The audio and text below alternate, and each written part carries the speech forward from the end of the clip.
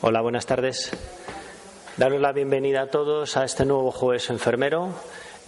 Hoy va a presentar una compañera del Servicio de Prevención de Riesgos y Salud Laboral. Va a presentar el síndrome de burnout o síndrome de desgaste laboral, un tema que afecta principalmente a todas las profesiones que están en contacto con pacientes y de cara al público, que yo creo que todos vamos a tener mucho interés en aprender determinados conceptos que vamos a aplicar día a día. Muchas gracias.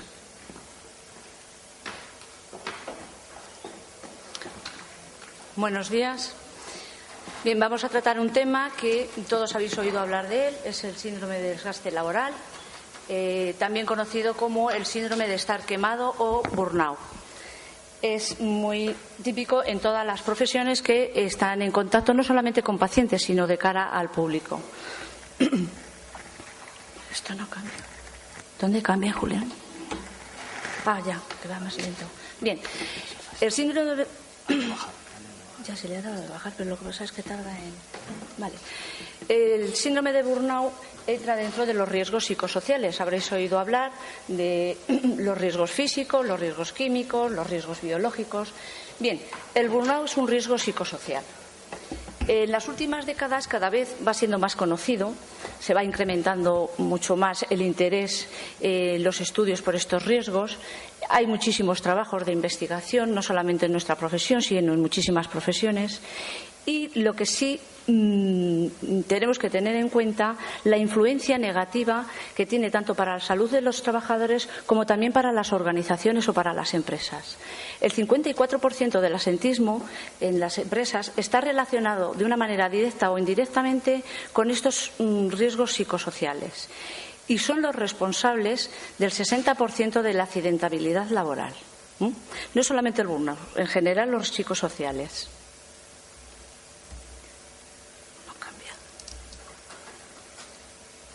Ahora, bien, ahora va deprisa. Ahora le doy para atrás, espera a ver. ¿Por qué va tan lento?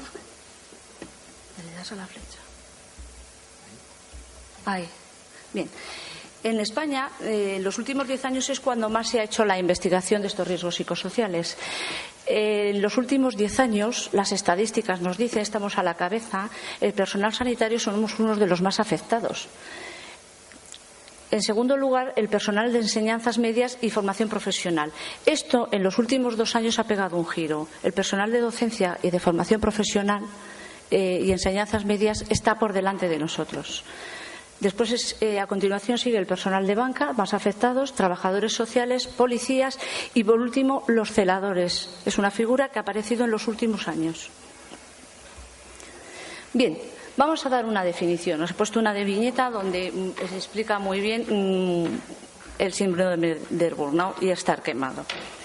La definición del síndrome del burnout es una respuesta de nuestro organismo al estrés crónico, cuyos rasgos principales son 3. El burnout nos analiza estos 3 rasgos: el agotamiento físico y agotamiento psíquico. Por un lado, la actitud fría y despersonalizada del trabajador y, por otro lado, los sentimientos de insatisfacción personal sobre las tareas que realizamos diariamente en nuestro puesto de trabajo.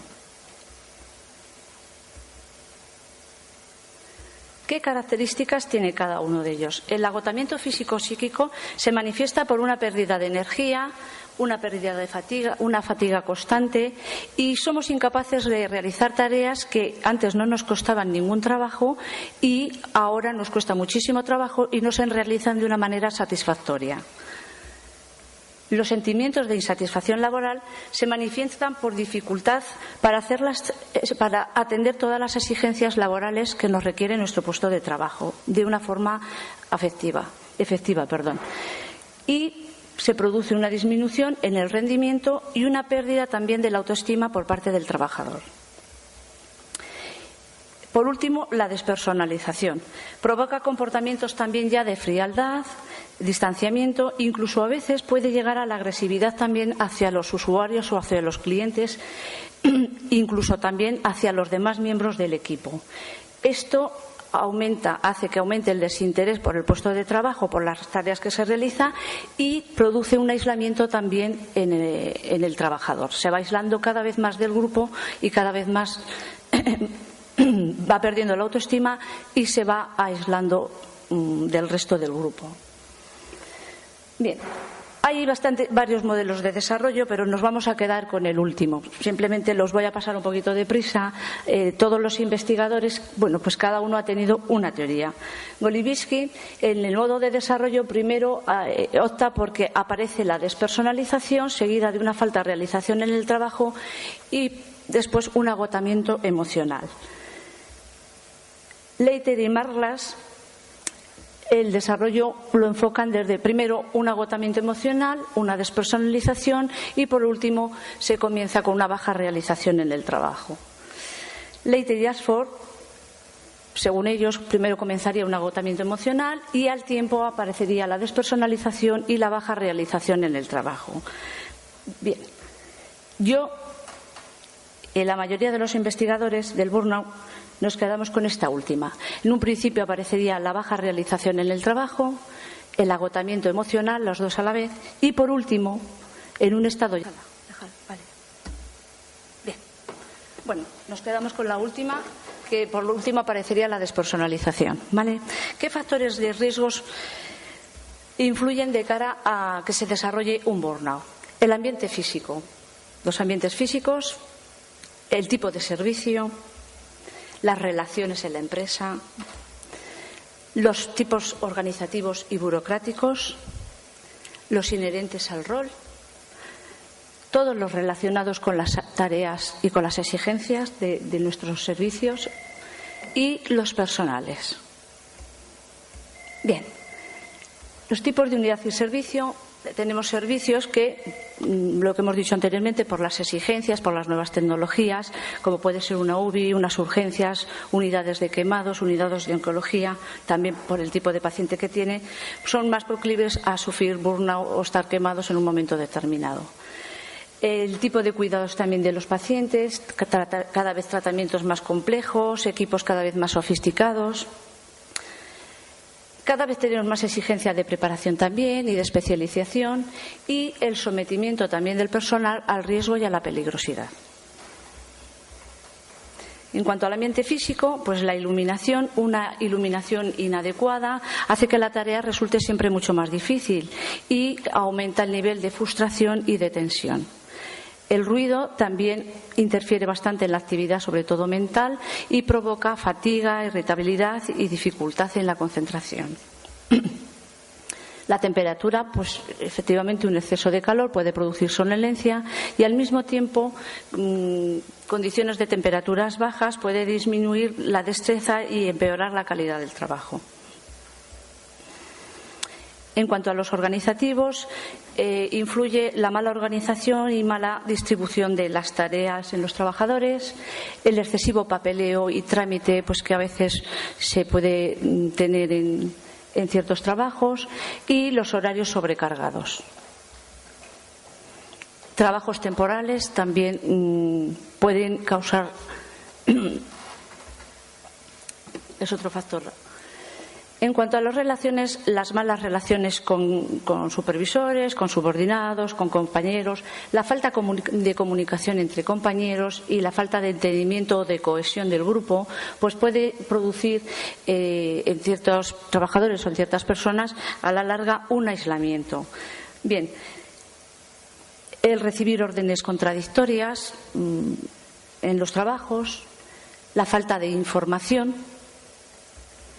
y la falta de participación en la toma de decisiones. En cuanto a los inherentes al rol, pues somos profesiones que estamos sometidos constantemente al dolor y a la muerte, es a lo que nos enfrentamos diariamente. También, bueno, pues hay servicios con pacientes agresivos, exigentes, incluso pues no colaboradores. El rol ambiguo y conflictivo. Escaso reconocimiento y valoración por parte de nuestros compañeros, incluso a veces de nosotros mismos.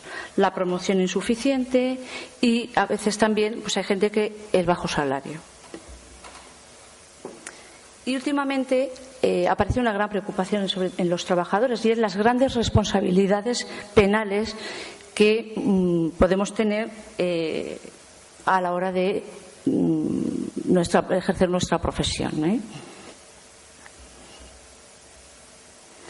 En cuanto a presión y exigencias, pues escasez de personal, la posibilidad de cometer errores, la presión y la exigencia de los familiares, ser requerido en varios sitios a la vez, en varias funciones, la presión del tiempo y cumplir órdenes de más de una persona a la vez, y además si estas órdenes son contradictorias. Y otra cosa que también influye bastante es la asignación forzosa a los servicios. A nivel personal, los trabajadores sanitarios, cuando iniciamos nuestra profesión, generalmente somos y elegimos estas profesiones con unos ideales, somos muy idealistas, emotivos, y iniciamos nuestro trabajo con unos grandes objetivos cuando comenzamos, o cuando la carrera, o cuando comenzamos a ejercer. Y conforme van pasando los años, pues vamos viendo que todas estas ideales que en su día tuvimos, pues no son tan evidentes, porque vamos viendo pues ciertas dificultades en nuestro trabajo, y esto comienza a aparecer pues desánimos en muchas personas y a producirse pues la pérdida de ideales, comienza el bajo rendimiento laboral, la baja autoestima, y es el aislamiento. La persona se aísla totalmente y deja de relacionarse con el resto del grupo.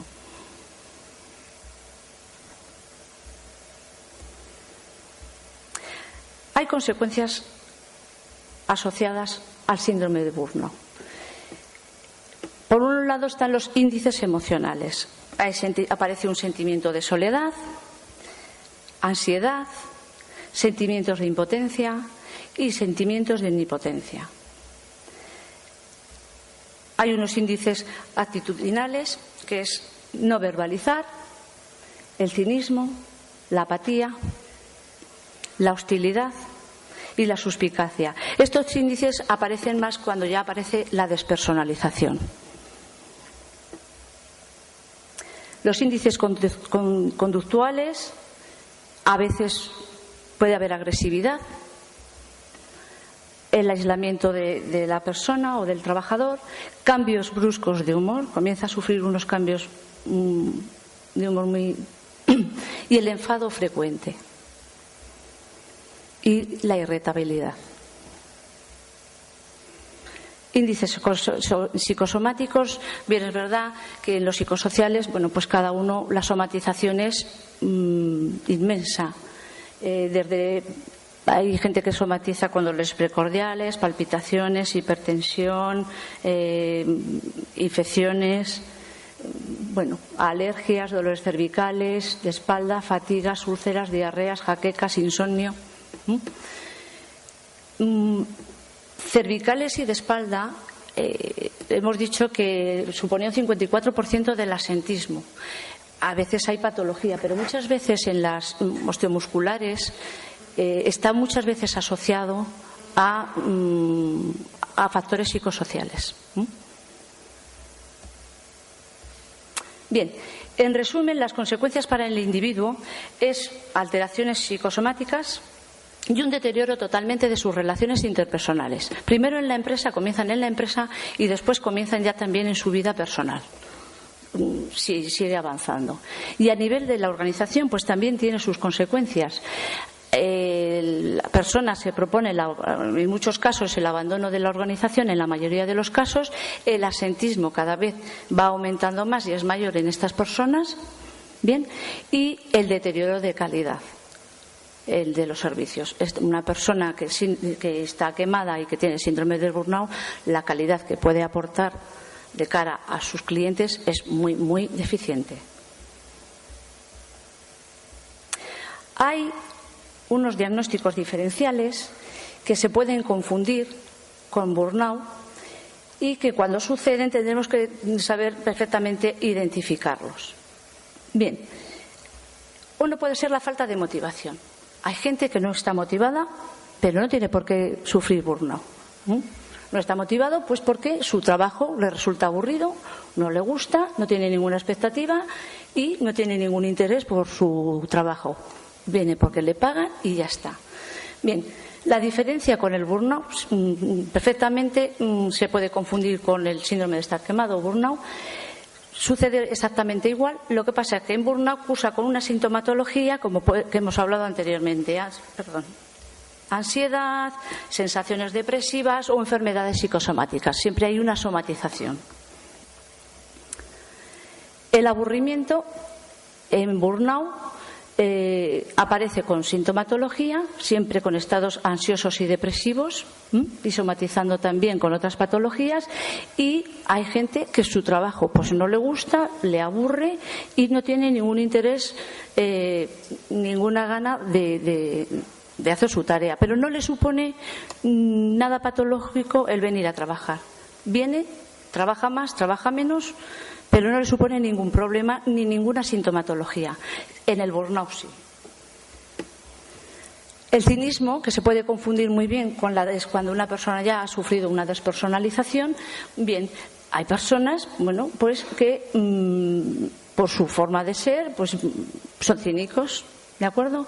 Pero nunca estarán acompañados de una sintomatología. Sin embargo, en el cinismo del burnout, que es patológico, aparece una despersonalización y aparece también sintomatología. Bien. Y la ansiedad por conflictos laborales. Bien, los conflictos laborales son muy frecuentes. Es muy normal en todos los trabajos donde convive X número de personas, pero el conflicto laboral no supone que sea patológico, ¿vale? Y además tenemos que aprender a vivir con ellos, porque entra dentro de algo normal dentro de nuestra vida profesional y nuestra vida familiar. Bien, el que sufre ansiedad por un conflicto laboral lo identifica perfectamente. Yo he tenido un conflicto determinado y sé por qué ha sido esa crisis de ansiedad o ese malestar que yo tengo. Sé perfectamente la causa. Sin embargo, en el burnout, la persona que lo padece no identifica el motivo, no sabe la causa y no sabe el porqué. Y de hecho, cuando lo identifica, está en un estado ya bastante avanzado, con muchísima ya somatización. Y la depresión. Son muy parecidos porque el burnout cursa siempre con una depresión, con un estado de ansiedad, pero hay que diferenciar cuando es burnout y cuando no. Cuando es burnout, desaparece esa sintomatología en periodos de descanso, vacaciones, fines de semana, puentes. Está asociado siempre al trabajo. Si la persona no viene a trabajar o está de vacaciones, desaparece la sintomatología.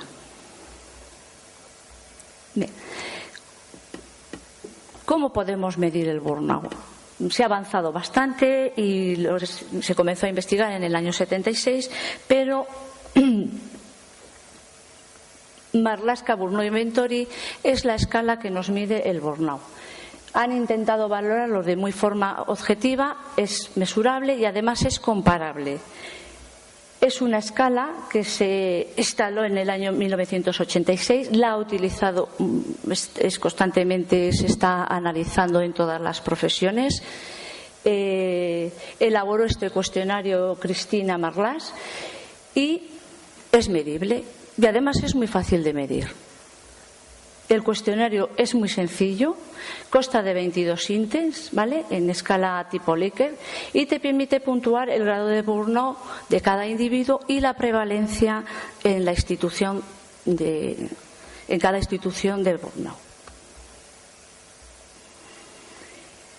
Con este cuestionario, ¿qué valoramos? Pues valoramos de una forma objetiva cómo evoluciona el burnout en el tiempo y hasta qué punto son eficaces las medidas terapéuticas o preventivas que se instalen una vez valorado el burnout.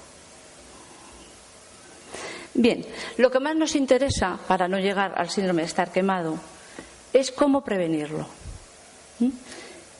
Yo os voy a dar unas normas básicas que se os van a olvidar seguramente dentro de 2 días, pero que yo creo que las hagáis un poco de de reflexión sobre ellas en el día a día en vuestro trabajo.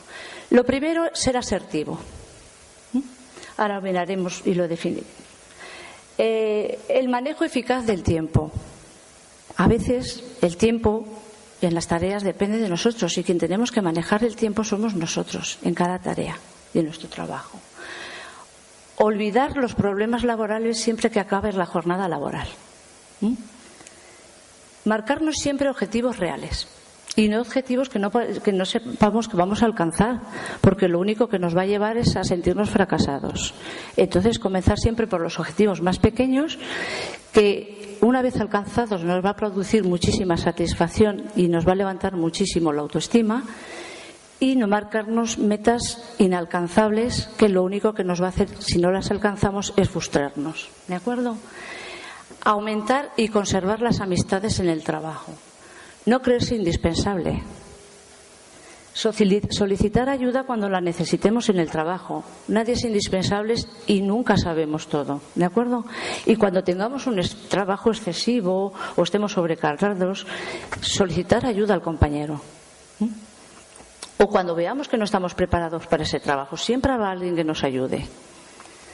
Compartir con los compañeros todas las dudas e incluso todas las opiniones. Vamos a ser conscientes de que si compartimos en casa todo, aquí pasamos 7, incluso algunas horas más de trabajo, con lo cual media vida, casi tienes más media vida aquí que en casa. Si tú en casa, con tu familia, compartes todo, porque te sirve de ayuda, porque te sirve de apoyo, aquí también tenemos que tener siempre un apoyo, porque es parte de nuestra vida. Y fomentar entre los compañeros el apoyo social. Bien, la asertividad es fundamental y ser asertivos. La asertividad es una habilidad que todos tenemos que desarrollar o todos tenemos que intentarla desarrollar dentro de las empresas. Es expresar todos nuestros deseos de una manera hacia el compañero amable, franca, directa, abierta y lograr decir lo que queremos pero sin atentar al otro. ¿Vale? Está justo en el centro de la pasividad, que sería la falta de motivación que hemos dicho del burnout, y de la agresividad, que sería lo que es la despersonalización ya. ¿De acuerdo? Bueno, pues espero que os haya servido lo que es burnout. Muchas gracias. Y si tenéis alguna pregunta o alguna duda.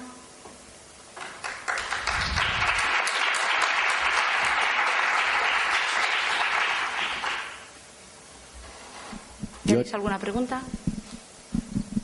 Yo te quería preguntar que desde vuestro servicio de prevención de riesgos, si tenéis algún programa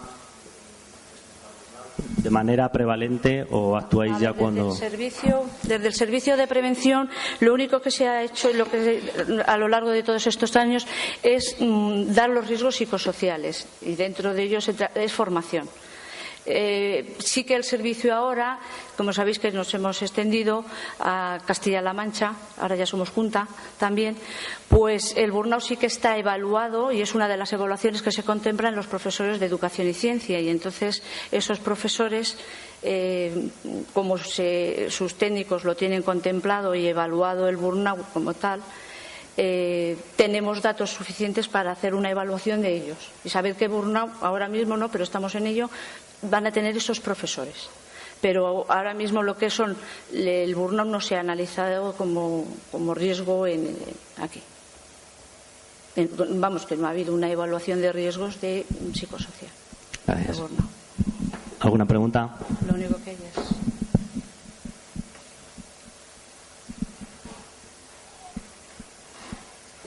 Pues nada, muchas gracias a todos y os esperamos en la próxima sesión. Gracias.